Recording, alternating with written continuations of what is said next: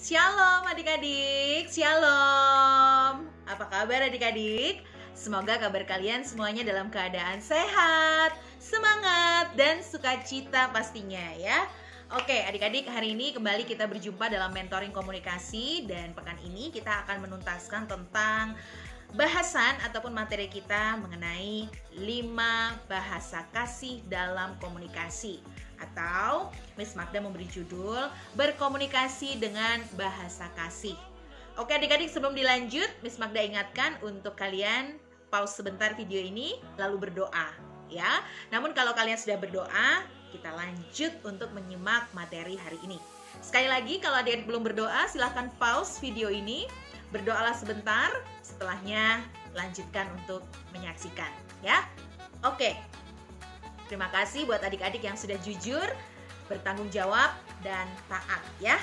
Oke, terima kasih sudah berdoa. Miss Magda lanjutkan ya adik-adik. Jadi pertemuan pekan pertama di bulan ini, pekan kedua, pekan ketiga, dan saat ini nih pekan keempat, kita akan mempertajam tentang 5 bahasa kasih.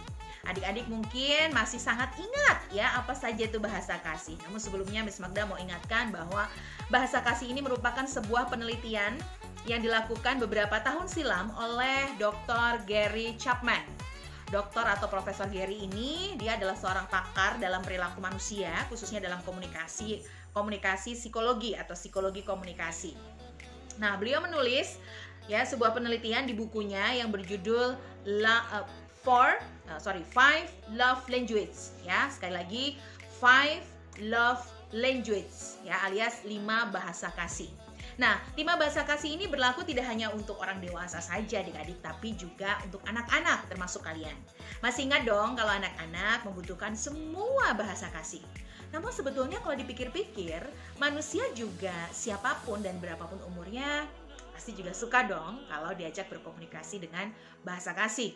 Pesan yang disampaikan akan lebih bisa diterima, lebih menggunakan perasaan atau empati, dan pesannya juga mudah-mudahan lebih cepat dipahami.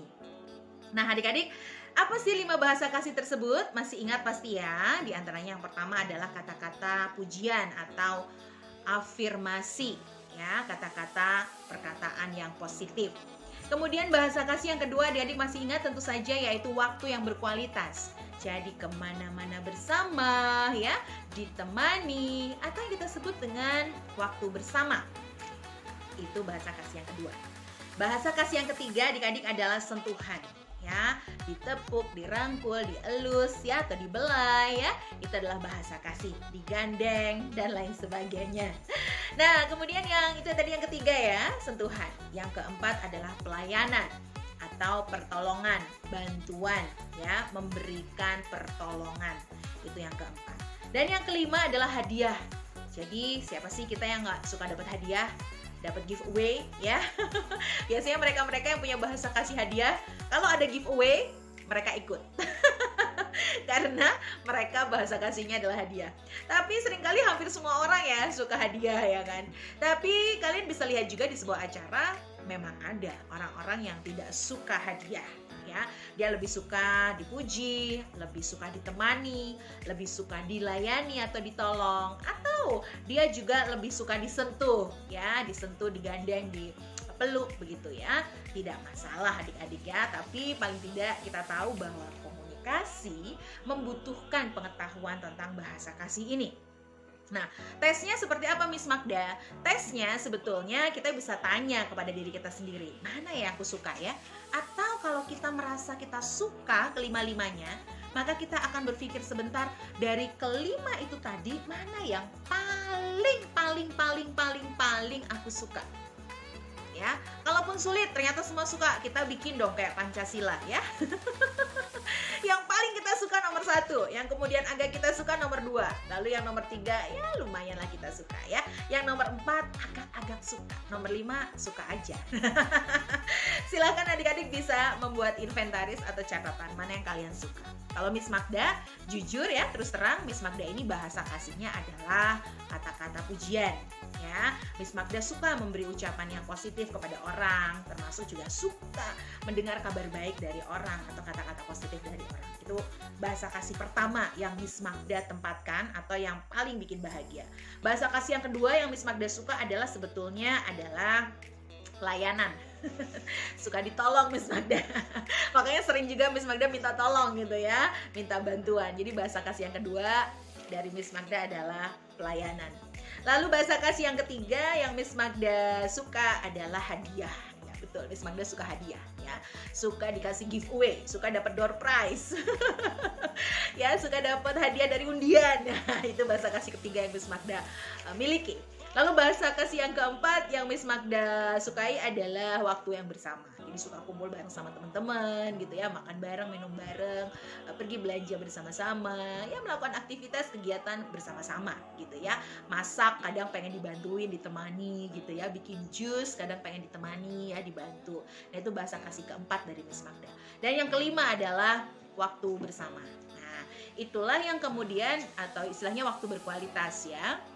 Nah, itu yang membuat Miss Magda jadi bisa menempatkan diri gitu ya, ketemu orang, kira-kira nih bahasa kasihnya apa ya?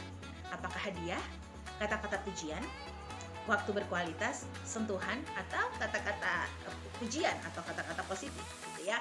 Nah, kita bisa pilih itu adik-adik ya, bahkan termasuk tadi pelayanan ya. Dan itu sangat membantu kita untuk lebih efektif dalam berkomunikasi ya. Siapa sih orang yang gak suka diberikan komunikasi dengan bahasa kasih? Miss Magda yakin semua suka. Betul ya? Semua orang suka.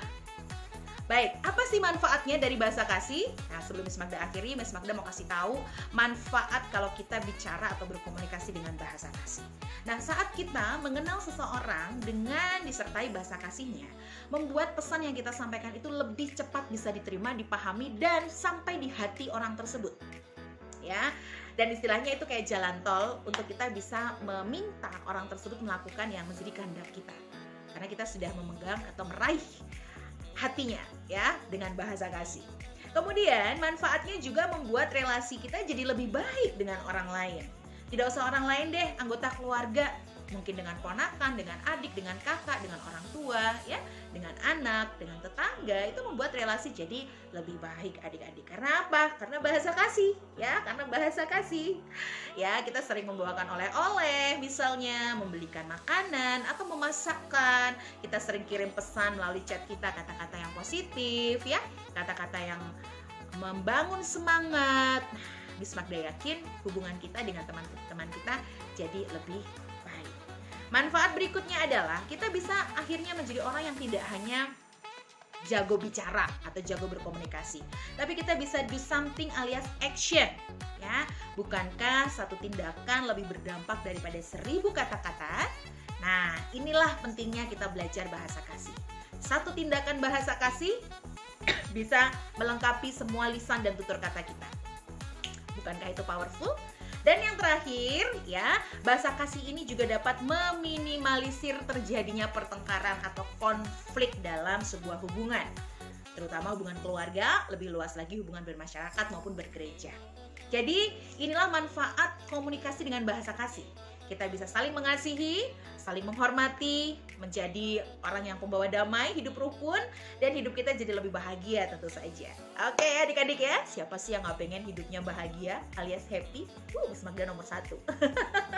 Adik-adik juga ya bersama ayah bunda. Baiklah, demikian mentoring hari ini dengan edisi komunikasi menggunakan bahasa kasih. Yuk adik-adik mulai belajar dari kelima hal ini. Apa bahasa kasih yang paling kamu suka? Nomor 1, nomor 2, nomor 3, nomor 4, nomor 5 ya. Sebelum atau adik-adik mengisi kuesioner misalnya ya, ada isian kuesioner, adik-adik bisa menelisik dalam hati. Apa ya bahasa kasihku? Oh, aku lebih suka diberi hadiah. Berarti nomor 1. Oh iya, aku lebih suka dapat waktu yang berkualitas, ditemani kemana-mana. Oke, 2. Oh, aku lebih suka nih dapat kata-kata pujian. Oh, aku lebih suka sentuhan fisik. Oh, aku ternyata lebih suka disentuh gitu ya. Nah, boleh adik-adik ya. Aku lebih suka kalau misalnya bahasa kasihku adalah kebersamaan, dilayani. Nah, silakan adik-adik boleh mencatat ya, dan gunakan bahasa kasih itu juga untuk orang lain ya. Berikan orang lain juga bahasa kasih. Sip. Demikian adik-adik, terima kasih, Tuhan Yesus memberkati. Jangan lupa berdoa setelah menyaksikan konten ini dan pastinya bermanfaat ya. Sampai jumpa di materi video selanjutnya. Tuhan Yesus memberkati. Shalom.